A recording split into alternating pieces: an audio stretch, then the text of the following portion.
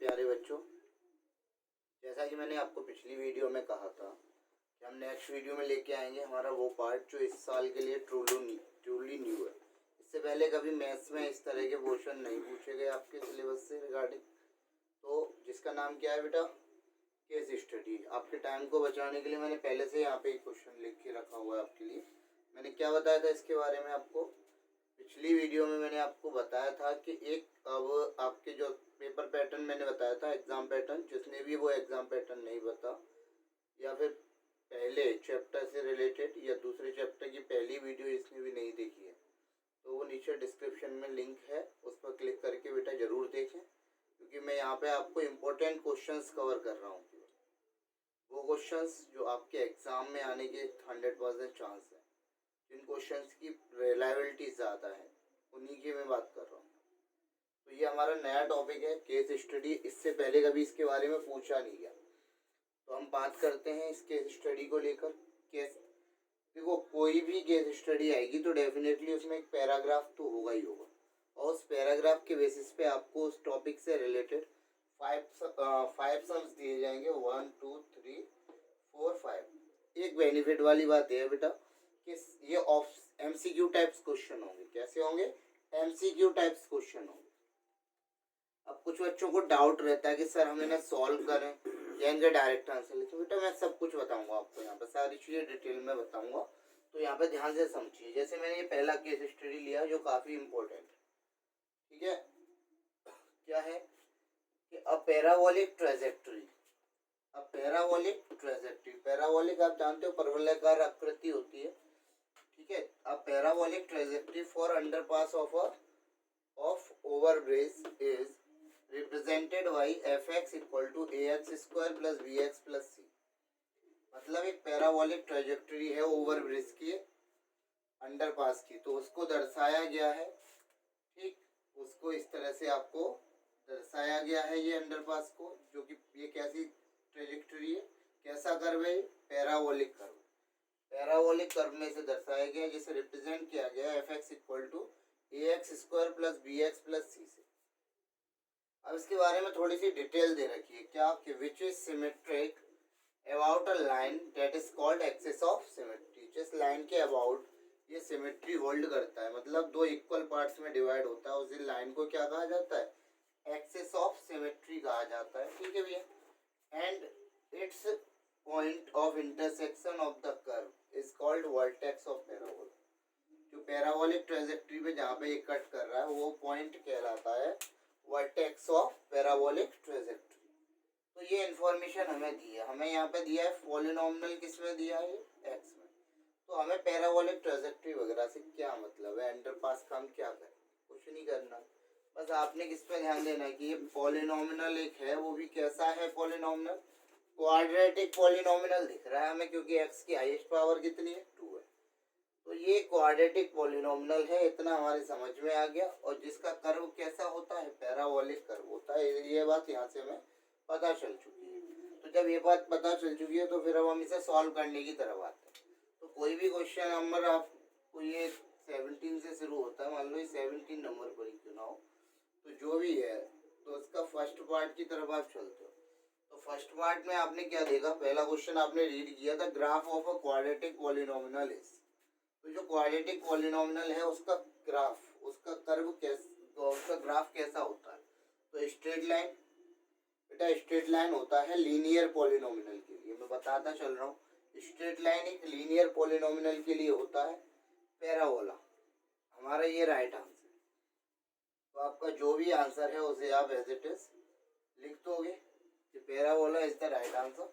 यहाँ पे हम देख सकते हैं क्वाड्रेटिक पॉलिनॉमियल है, इसकी ट्रेजेक्टरी कैसी है? पैराबोलिक। इसका मतलब क्वाड्रेटिक पॉलिनॉमियल का ग्राफ कैसा होता है? पैराबोलिक होता है। नए नामों से परिचित नहीं है तो ये मत सोचना कि ये भी हो सकता है, ऐसा नहीं होता। पैराबोला ही इसका कर्व होता है। क्यूबिक पॉलिनॉमियल के लिए क्यूबिक कर्व होता है। एलिप्स आपका आप 11th क्लास में पढ़ोगे अगर आगे जा देखेंगे तो। अब बात करते हैं सेकंड क्वेश्चन की। तो सेकंड क्वेश्चन की तरफ चलते हैं। The number of zeros is equal to the point of intersection of curve on. अब कर्व किस में है भाई? पॉलिनॉमियल जो दिया है, जो पैराबोलिक ट्रेजेक्टरी है, वो किस में है? एक्स में है, जब एक्स में है तो एक्स एक्सिस के इंटरसेप्ट ही तो बताएंगे, इसके इंटरसेप्ट बताएंगे, एक्स एक्सिस के इंटरसेप्ट, एक्स एक्सिस पे कहाँ कहाँ कट करेगा उसके अकॉर्डिंग हमें पता चल जाएगा कि कोई भी कर्व जिस जिस जगह पर जितने पॉइंट ऑफ इंटरसेक्शन पे कट कर रहा होगा उतने ही उसके नंबर ऑफ जीरोज होते हैं। ठीक है, इसके लिए एग्जांपल और देख लो साथ ही साथ, जैसे कि यहाँ पे मैंने कहा कि पॉलिनोमियल इन एक्स है और इसका ये कर्व बनाया हुआ है कुछ इस तरह से।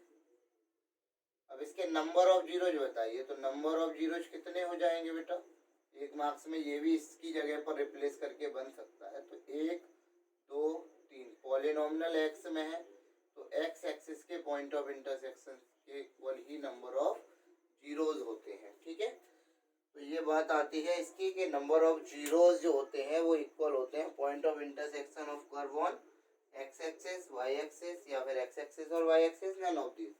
तो आपका आंसर यही है, एक्स एक्सिस अगर पॉलिनोमियल इन केस वाई में होगा, अगर पॉलिनोमियल जो है आपका वाई के टर्म में है, वाई का वेरिएबल है, तो वाई एक्सिस से होगा, अदरवाइज एक्स एक्सिस, क्योंकि यहाँ पे अभी पॉलिनोमियल किस में है, एक्स में है, तो एक्स एक्सिस के पॉइंट ऑफ इंटरसेक्शन के बराबर ही हमारे क्या होंगे, नंबर ऑफ जीरोज होंगे। अब आते हैं थर्ड की तरफ, क्या कहा है, a parabolic trajectory is represented by x square minus x minus 12, its non negative real zeros is, non negative मतलब जो कि नेगेटिव ना हो बेटा, ठीक है, इसका जीरो जो नेगेटिव ना हो, तो वो तो हमें तभी पता चलेगा जब हम इसको क्या करेंगे, सिंप्लीफाई कर लेंगे, इसके जीरोज फाइंड कर लेंगे। तो बराबर जीरो रख के इसके फैक्टराइज कर सकते हैं। 12 है, 12 के फैक्टर क्या होंगे, 4 3 जा 12, तो 4 माइनस 3, तो इसको हमने क्या किया, फैक्टराइज किया मिडिल टर्म को स्प्लिट करके। तो जैसे ही आपने मिडिल टर्म को स्प्लिट किया, माइनस माइनस अक्सर करके मिस्टेक होती है बेटा, हमेशा जब भी इस ब्रैकेट में लिखते हैं बड़ी वैल्यू को पहले और छोटे को बाद में। 4 माइनस 3 क्या कॉमन आ रहा है यहाँ से, x प्लस, तो अब ये पार्ट सॉल्व होने के लिए अग्रसर है, मतलब सॉल्व करे बिना नहीं पता चलेगा, तो ऐसे पार्ट को आप सॉल्व करो। लेकिन ऊपर जो दो पार्ट किए थे उसमें आपको सॉल्व करने की कोई ज़रूरत नहीं थी। तो यहाँ पे देखो x की वैल्यू बेटा क्या आ गई, 4 आ गई, और यहाँ x की वैल्यू क्या आ रही है, -3। तो नॉन नेगेटिव क्या बोला है, नॉन नेगेटिव रियल जीरो, तो नॉन नेगेटिव रियल जीरो, ये तो नेगेटिव है, ये नॉन नेगेटिव है, तो ऑप्शन ए इज करेक्ट। तो नॉन नेगेटिव रियल जीरोज में आपका आंसर क्या हो जाएगा, x इक्वल टू 4। ये आपका क्या है, नॉन नेगेटिव रियल जीरोज है। क्लियर है बेटा, तो ये मैंने बात की किसकी, फर्स्ट सेकंड, और ये बात हो गई किसकी, थर्ड की। कोई दिक्कत, कोई डाउट यहाँ तक, जो भी पॉलिनोमियल दिया था उसके हमने जीरोस फाइंड किए। जीरोस फाइंड करने के लिए 12 को हम 12 के रेस्पेक्ट में हमने मिडिल टर्म को स्प्लिट किया, क्या हो गया, 4 माइनस 3। तो जैसे ही माइनस को हमने ब्रैकेट ओपन किया, -4x minus minus plus 3x minus 12 is equal to 0। इन दोनों से क्या कॉमन आ रहा है, इन दोनों से कॉमन आया x, तो ये क्या हुआ, x माइनस 4 प्लस इन दोनों से कॉमन क्या लिया, 3, तो यहाँ भी x माइनस 4, इन दोनों से कॉमन बेटा क्या आ रहा है, x माइनस 4 कॉमन आ रहा है, x प्लस 3, तो दो जीरोज आ गए, एक 4 आ रहा है, एक -3 आ रहा है। लेकिन हमसे क्या पूछा गया था, नॉन नेगेटिव रियल जीरोज, तो हमें केवल मतलब किससे है, 4। नॉन नेगेटिव रियल जीरोज हमारा क्या है, 4 है। अब देखते हैं नेक्स्ट फोर्थ क्वेश्चन को, क्या बोला गया है, देखिए ध्यान से।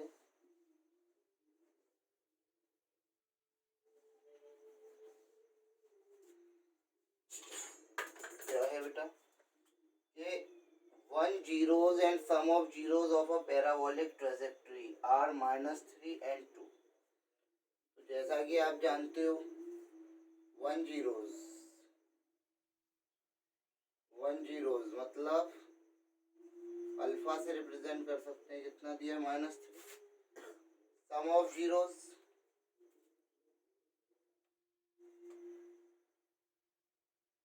सम ऑफ जीरोस मतलब अल्फा प्लस बीटा, कितना दिया है 2। द पैराबोलिक ट्रेजेक्ट्री इज, तो अल्फा प्लस बीटा की वैल्यू 2 है। जैसा कि हम जानते हैं सम ऑफ जीरोज क्या होता है, -b/a होता है। तो अगर हम डायरेक्ट अपना ऑप्शन देखना चाहें तो अल्फा प्लस बीटा हमारा 2 है, मतलब -b/a की वैल्यू 1 होनी चाहिए। तो ये नहीं होगा, ये हो सकता है, ये भी हो सकता है और ये भी। यहाँ पे 3 ऑप्शन, ये काम करते हैं, ये प्लस था, इसे प्लस, ये 4 ऑप्शन से हमें पता करना है कि इसमें से कौन सा इसका होगा, मतलब कौन सा ऑप्शन सही है। तो कुल मिलाकर हमें एक क्वाड्रेटिक पॉलिनोमियल फॉर्म करना है जिसका एक जीरो -3 है और सम ऑफ 2 जीरोस दिया है कितना 2। तो इसमें जब अगर मैंने वैल्यू को सब्स्टिट्यूट किया तो दूसरा जीरोस भी मुझे यहाँ पे मिल गया। क्या आ रहा है 2 + 3, मतलब बीटा की वैल्यू 5 आ रही है। और जैसा कि हम जानते हैं पॉलिनोमियल को तुरंत बनाना है, तो x² minus alpha plus beta x plus alpha beta यही होता है, इससे फॉर्म करते हैं पॉलिनोमियल को। तो x² minus alpha plus beta की वैल्यू कितनी थी 2 प्लस अल्फा बीटा, अल्फा था -3 और बीटा था 5। तो क्या आ गया बेटा x² minus 2x minus 15। Which option is correct, x² minus 2x minus 15, option C is correct. तो ये हमारा आंसर हो गया। ये एक जीरो जिसका -3 है और सम ऑफ जीरोस 2 है, तो उसके लिए हमारा पॉलिनोमियल क्या बना, हमने सेकंड जीरोस को फाइंड किया, कितना आ गया 5। तो x² minus sum of zero into x plus product of zero. तो x² minus sum of zero दिया है 2, तो 2x प्लस -3 इंटू 5 -15। तो ये हमारा पॉलिनोमियल हो गया। लास्ट वाले में बात हो रही है कि number of zeros of a parabolic trajectory x-1 का स्क्वायर प्लस 3 इज, x-1 का होल स्क्वायर प्लस 3 इज का नंबर ऑफ जीरोस बताइए। क्या बताइए, नंबर ऑफ जीरोस। तो बेटा इसको ध्यान में देखिए, इसको ध्यान से थोड़ा सा देखें कि x-1 का स्क्वायर प्लस 3 दिया, क्या दिया है x-1 का स्क्वायर प्लस 3। तो यहाँ पे बात आती है क्या ये पॉलिनोमियल जो दिया है, ये जो ट्रेजेक्टरी दे रखी है पैराबोलिक ट्रेजेक्टरी, क्या ये एक्स एक्सिस को इंटरसेक्ट कर पाएगी। अगर हम बात करें इसकी, क्या ये कभी एक्स एक्सिस को इंटरसेक्ट करेगी। तो इसकी वैल्यू को देखते हुए, क्योंकि ये क्या है x-1 का स्क्वायर, मतलब इसकी वैल्यू ऑलवेज पॉजिटिव होगी, +3 हो रहा है, मतलब वो भी पॉजिटिव में ही आ रहा है। मतलब कुल मिलाकर इस वैल्यू की बात करें तो ये वैल्यू ऑलवेज पॉजिटिव हो, ठीक। लेकिन ये सारी चीज़ें अगर आप नहीं जानते हो तो आप बेसिकली क्या कर सकते हो, इसके स्क्वायर को ओपन कर लो, x² + 1 - 2x + 3 and what will come of, क्या आएगा x² - 2x + 4। बेसिकली आपको बस इतना पता है कि ये पॉलिनोमियल हमारा है। अगर ये पॉलिनोमियल है तो ABC भी होगा 1, b की वैल्यू क्या है -2 और c की वैल्यू क्या है 4। तो इसके लिए आप बस एक चीज़ पता कर लीजिए d, जो कि होता है b² - 4 डिस्क्रिमिनेंट।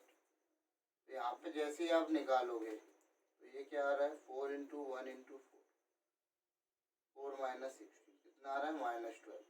नेगेटिव आ रहा है d, तो d अगर नेगेटिव आ रहा है देयरफॉर नंबर ऑफ जीरोस क्या होंगे 0। 0 वाला ऑप्शन आपका सही हो। अगर यहीं पे समझ लो, अगर d की वैल्यू 0 आती, d की वैल्यू 0 आती तो नंबर ऑफ जीरोस कितने होते 1। अगर d की वैल्यू पॉजिटिव आती तो नंबर ऑफ जीरोस कितने होते 2। और जैसा कि आप देख रहे हो d कैसा आया है नेगेटिव आया है, तो नंबर ऑफ जीरोस कितने होंगे 0। तो कोई भी पॉलिनोमियल दिया और उसके आपसे पूछा जाए without graph number of zeros बताइए, तो नंबर ऑफ जीरोस निकालने के लिए सबसे आसान तरीका है कि उस पॉलिनोमियल का डिस्क्रिमिनेंट निकाल लो। अगर डिस्क्रिमिनेंट 0 आता है तो नंबर ऑफ जीरोस की वैल्यू 1, d पॉजिटिव आता है तो नंबर ऑफ जीरोस 2 और डी अगर नेगेटिव आता है तो नंबर ऑफ जीरोस बेटा क्या होंगे, जीरो होंगे। ये कंसेप्ट बहुत ही लाजवाब कंसेप्ट है, इससे आप बड़े आसानी से किसी भी पॉलिनॉमियल के जीरोस की संख्या के बारे में बता सकते हैं। तो ये एक पहली केस स्टडी थी, इसके बारे में हमने डिस्कशन किया। ये इसमें पहला क्वेश्चन क्या था, the graph of a quadratic polynomial is parabolic, the number of zeros is equal to the point of intersection of curve on polynomial x में है, तो एक्स एक्सिस के पॉइंट ऑफ इंटरसेक्शन से पता चलेगा। ट्रेजेक्टरी के नॉन नेगेटिव रियल जीरोस के बारे में, तो इसके हमने क्या किया, जीरोस फाइंड किए, तो जो पॉजिटिव वैल्यू होगी मतलब जो नेगेटिव नहीं होगी तो वही हमारा क्या हो जाएगा, non negative real zeros. Next one zeros और सम ऑफ जीरोस हमें पता था ट्रेजेक्टरी का, पैराबोलिक ट्रेजेक्टरी जो कि क्वाड्रेटिक है, आपको दिख रहा है। तो यहाँ से हमने क्या किया, एक पॉलिनॉमियल फॉर्म किया जिसका एक जीरोस क्या था -3 और सम ऑफ जीरोस क्या थे 2। Last number of zeros of parabolic trajectory, तो इसके लिए तो ये जीरो है ही, लेकिन ये किसी भी केस के लिए अगर आपको निकालना है तो आपको बस पॉलिनॉमियल देखना है, पॉलिनॉमियल से डिस्क्रिमिनेंट को फाइंड करना है। अगर डी जीरो आता है तो नंबर ऑफ जीरोस 1, डी अगर पॉजिटिव है तो नंबर ऑफ जीरोस कितने होंगे बेटा 2 होंगे, और डी अगर नेगेटिव है तो नंबर ऑफ जीरोस क्या होंगे, 0 होंगे। ठीक है, तो ये थी हमारी पहली केस स्टडी। अब चलते हैं हम दूसरी केस स्टडी की ओर। देखिए बेटा, नेक्स्ट केस स्टडी नंबर 2। बेटा देखो, दूसरी केस स्टडी की हम बात करते हैं, सेकंड केस स्टडी। क्या है ये सेकंड केस स्टडी, इसमें आपको दिया गया है कि a polynomial is that whose variable of each term has an exponent as whole number. मतलब कोई भी पॉलिनॉमियल कब होता है, जब उसके एक्सप्रेशन के टर्म की जो वेरिएबल्स हैं उनकी पावर किस में हो, होल नंबर में हो। ठीक, the highest exponent of term of a polynomial is called degree of polynomial. जो हाईएस्ट एक्सपोनेंट होती है मतलब जो हाईएस्ट पावर होती है किसी टर्म की, वो पावर ही हमारा क्या कहलाती है, डिग्री ऑफ पॉलिनॉमियल। आगे क्या इन्फॉर्मेशन दी गई है, the number of zeros is equivalent to the point of intersection of curve with x axis. मतलब जो नंबर ऑफ जीरोस हैं वो इक्विवेलेंट है किसके, number of point of intersection of curve with x axis. One polynomial curve is as follow. मतलब एक जो curve है पॉलिनॉमियल की जो जीरोस हैं वो एक्स एक्सिस के इंटरसेक्शन पॉइंट ऑफ इंटरसेक्शन के इक्विवेलेंट है।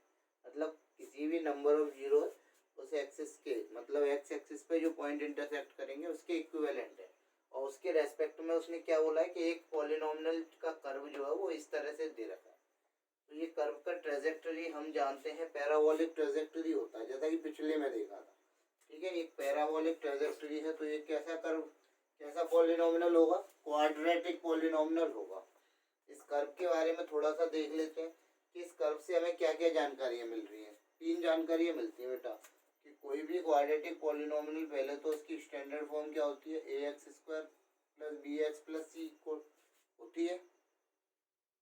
तो ये कर्व अपवर्ड ओपन हो रहा है, इसका मतलब a जो है वो ग्रेटर देन 0 है, मतलब x² का जो कांस्टेंट है वो पॉजिटिव है।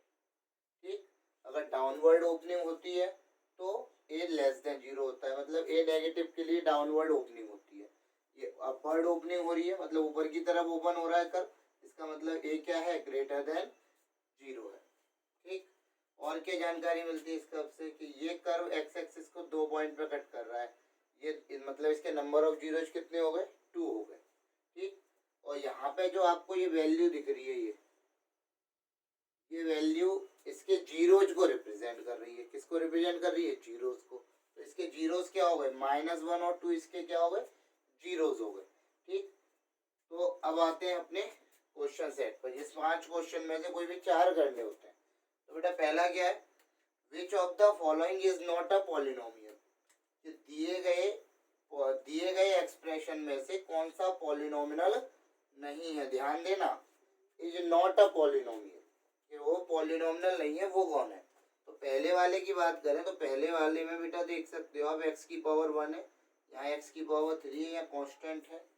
कांस्टेंट टर्म कांस्टेंट पॉलिनोमियल के अंदर आती है, मतलब सही है।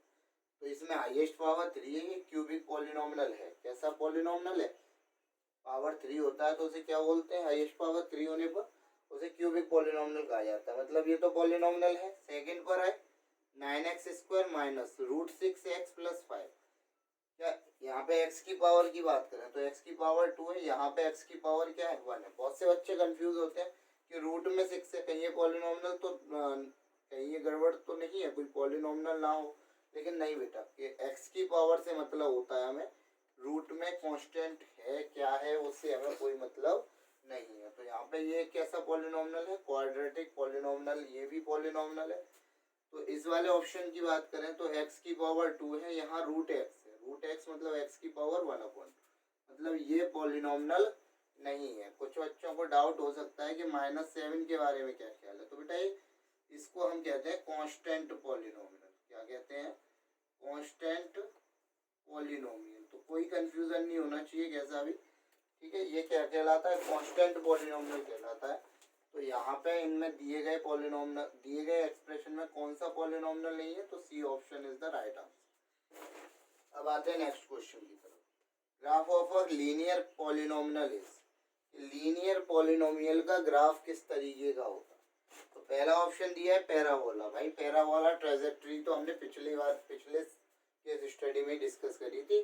कैसा कर्व था इसका, पैराबोलिक कर्व किसके लिए था, क्वाड्रेटिक पॉलिनोमियल के लिए था, ठीक है। क्यूबिक, तो क्यूबिक के लिए मैंने वहां पर बताया था, क्यूबिक पॉलिनोमियल के लिए ही क्यूबिक कर्व बनता है।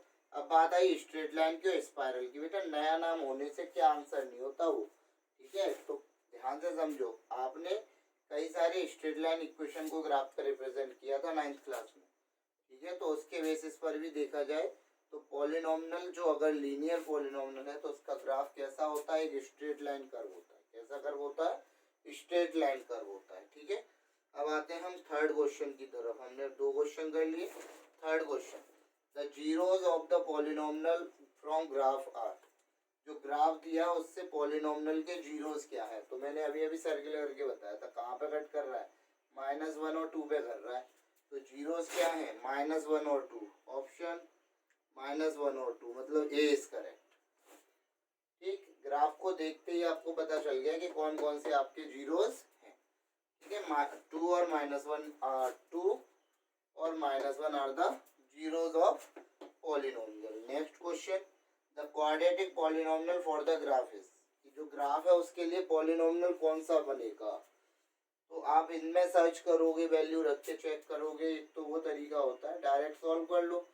जीरोस क्या है, एक है -1 और एक है 2। तो क्या होता है कि x² minus sum of zeros plus product of zero. तो क्या आ गया, x² माइनस ये 1 बचा तो ये -x -2। कौन सा ऑप्शन सही है, चेक कर सकते हैं। ये नहीं है, ये भी नहीं है, x² माइनस x -2। तो ऑप्शन सी इज करेक्ट। कौन सा ऑप्शन सही हो गया बेटा, option C is correct, x² x -2। ये बन रहा है। फॉर्मूला आपको पिछले में ही लिखाया था, इस बार मैंने थोड़ा डायरेक्ट किया। क्या होता है कि x² minus sum of zeros, zeros की वैल्यू ये दी थी -1 और 2, x plus product of zero -1 into 2। तो ये आ गया x² माइनस x -2। अब लास्ट वाले की तरफ चलते हैं। ये क्वेश्चन इसलिए दिया है कि ऐसे क्वेश्चंस आपको अक्सर करके देखने के लिए नहीं मिल पाते, ठीक है। इस बार नया थोड़ा सा चेंज है पैटर्न में, तो इस टाइप के क्वेश्चन आपको मिल सकते हैं, ठीक है। The number of zeros of f(x) equal to x -1 x -2 is, कि इस पॉलिनोमियल के लिए नंबर ऑफ जीरोस कितने होंगे। तो पहले इस पॉलिनोमियल को हमें क्या करना पड़ेगा, सिंप्लीफाई करना पड़ेगा, जैसा कि मैंने पिछली बार भी बताया था। तो क्या करना पड़ेगा, मुझे इसे सिंप्लीफाई करना पड़ेगा। तो x -1 x -2 क्या हो जाएगा, x² माइनस 2x, x का किया x² minus 2x minus x minus minus plus 2, 2 से 2 कैंसिल हो गया, x² माइनस 3x। सॉल्व हो गए, 2 जीरोज आ रहे हैं, वरना डिस्क्रिमिनेंट से निकालना बताया था। b² माइनस 4ac की वैल्यू क्या है, 0, मतलब 9 आ गया, जो कि कैसा है पॉजिटिव, मतलब कितने जीरोज हो जाएंगे, पॉजिटिव के लिए कितने बताए थे, 2 जीरोज बताए थे। अगर नेगेटिव आता तो 0 और अगर 0 आता तो 1। तो यदि हमारी सेकंड केस स्टडी, इसमें बेसिक से रिलेटेड स्टूडेंट के लिए भी थे क्वेश्चंस, क्योंकि उनके में क्वेश्चन थोड़ा सा बेसिक से ही पूछा जाएगा। तो बेसिक आपका यही होता है कि पॉलिनॉमियल है क्या, ठीक, डिग्री ऑफ पॉलिनॉमियल्स क्या होते हैं, और पॉइंट ऑफ इंटरसेक्शन से हम किस तरह से जीरोस को देख पाते हैं। तो यहाँ पे मैंने दोनों चीज़ों को कवर किया, ठीक है। तो यहाँ पे पहला क्वेश्चन बहुत ही सिंपल सा था कि पॉलिनॉमियल नहीं है, तो इसमें नहीं है वाला केस केवल इसके साथ फॉलो हो रहा है, तो ये ऑप्शन हो गया। लीनियर पॉलिनॉमियल के लिए ग्राफ कैसा होता है, स्ट्रेट लाइन कर्व होता है। ग्राफ से जीरोज बताइए, तो ग्राफ से जीरोज हमने पता चल गया 2 और -1 पे इंटरसेक्ट कर रहा है, 2 और -1। पॉलिनॉमियल बनाइए, इक्वेशंस पॉलिनॉमियल्स के लिए हमें पता है किससे क्या करते हैं, तो x² minus sum of 0 into x plus product of zeros, तो ये पॉलिनॉमियल फॉर्म हो गया। Option C is correct. The number of zeros, तो नंबर ऑफ जीरोस के लिए हमें जो पॉलिनॉमियल दिया उसको हमने सिंप्लीफाई किया। डी की वैल्यू डिस्क्रिमिनेंट बता देता है बड़ी आसानी से कि इसके नंबर ऑफ जीरोस कैसे होंगे। तो डी पॉजिटिव आ रहा है, तो नंबर ऑफ जीरोस क्या होंगे बेटा, 2 होंगे। समझ में आया, उम्मीद है बेहतर तरीके से समझ में आया होगा। एक बार रिवाइंड करके देखना, क्योंकि ये न्यू टॉपिक है। अभी तक इस टाइप के क्वेश्चन आपके एग्जाम में कभी पूछे नहीं गए तो आपको आदत नहीं है। जब होता है ना कि किसी चीज़ की आदत तब होती है उसे बार बार रिसाइड करते हैं, वरना रिसाइड करने के लिए बचपन में नहीं कहा जाता कि अगर एक बार पढ़ने से सारी चीज़ें आ जाती हैं तो दोबारा बोला नहीं जाता, ठीक है। और आप स्वामी विवेकानंद तो हो नहीं, तो एक बार में पढ़ लोगे। कुल मिलाकर रिवाइज करो, रिवाइज करना है आपको इसका एक बार फिर से, एक बार देखोगे दोबारा से तो आपको और अच्छे से बेहतर समझ में आएंगी। यहाँ पे हमने हर वो चीज़ कवर की जो केस स्टडी से रिलेटेड क्वेश्चन में आपसे पूछी जा सकती है, ठीक है। जिसने भी पिछली वीडियो नहीं देखी है, मैं बताना चाहूँगा कि पहले चैप्टर से रिलेटेड वीडियो आपकी पहले ही आ चुकी है, जिसमें मात्र 10 से 12 क्वेश्चन में आपको पूरे चैप्टर के जो इम्पोर्टेंट क्वेश्चन हैं वो कवर किए गए। तो 10 से 12 क्वेश्चन देखने में आपको ज़्यादा टाइम नहीं लगेगा, और उन क्वेश्चन को एक अलग से नोट करके उन्हें अपने आप से खुद से सॉल्व जरूर करें, जिससे आपको सेल्फ कॉन्फिडेंस भी थोड़ा सा डेवलप हो। बेटा केवल देखना ही काफ़ी नहीं होता, अपने हाथ से लिखना, अपने हाथ से करना भी उतना ही ज़रूरी होता है जितना कि आप देख रहे हैं, ठीक है। लिख लोगे एक बार, अपने आप से क्वेश्चन कर लोगे तो उसका बेनिफिट आपको अलग ही मिलता है, ठीक है। तो ये बात थी पॉलिनॉमियल्स की केस स्टडी से रिलेटेड। इसमें कुछ क्वेश्चन और अभी मेरे को बताने हैं आपको, ठीक है। केस स्टडी आज का मेरा टॉपिक था जिसको मुझे आपको डिस्कस करना था, ठीक है। वीडियो को पसंद आया तो लाइक करिए, शेयर करिए, हमारे चैनल को सब्सक्राइब करिए।